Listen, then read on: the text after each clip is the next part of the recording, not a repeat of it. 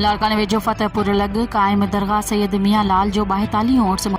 दरगाह जी ड्यूटीदार फ़क़ीरन गुल हसन शाहानी वॾेरो अशरफ शाहानी पगदार असराई ग़ुलाम मोहम्मद ख़ान झिंझण अब्दुल अज़ीज़ झिंझण ऐं ॿियनि पारां दरगाह जे आख़िरी ॾींहं जे मौक़े ते दरगाह जी ड्यूटीदार फ़क़ीर गुल हुसैन शाहानी मीडिया सां ॻाल्हाईंदे चयो त दरगाह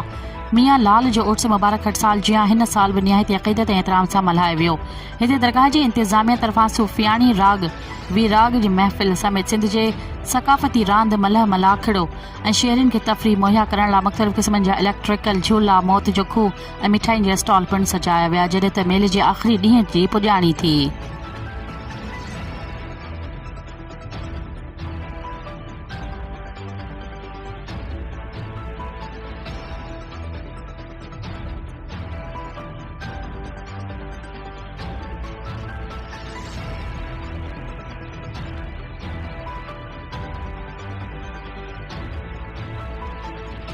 मियां लाल जो 42 उर्स मुबारक हले तो उन वाले तव्हांजो छा चवणु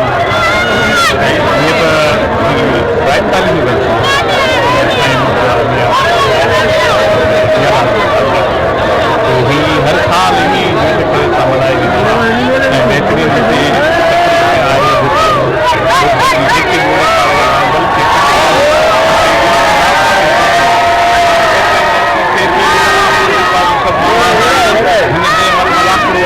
इनाम भी ॾियनि था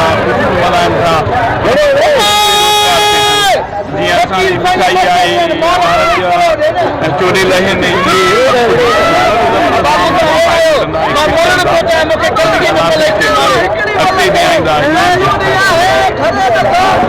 तव्हां ॾिसंदा मूंखे छा करो तव्हां पैगाम ॾींदो साईं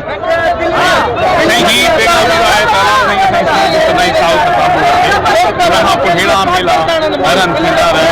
ऐं हिन सां गॾु सावरनि जी बाला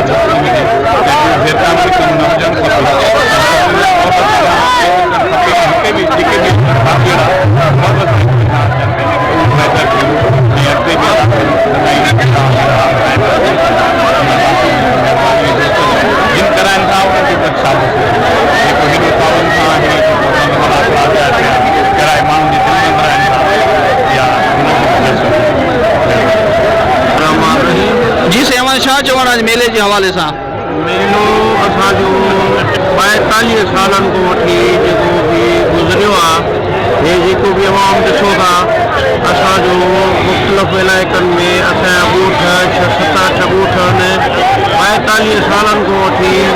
आराम सां सुहिणे नमूने सां जेको बि गुज़रंदो आहे मेलो सुहिणे नमूने सां थींदो आहे पंहिंजी सक़ाफ़त आहे मल्ला वग़ैरह असांजा पंहिंजा अज़ीज़ आहिनि पंहिंजा सभु माइट मिट आहिनि हिन में को बि शरारत या को बि अहिड़ो कोई हिसाब कोन्हे बाक़ी असांजा जेके बि वॾा आहिनि जिन ते असांजी माना पग आहे गुलाम ख़ान आहे असांजो सभु हाज़िर आहियूं मेले ते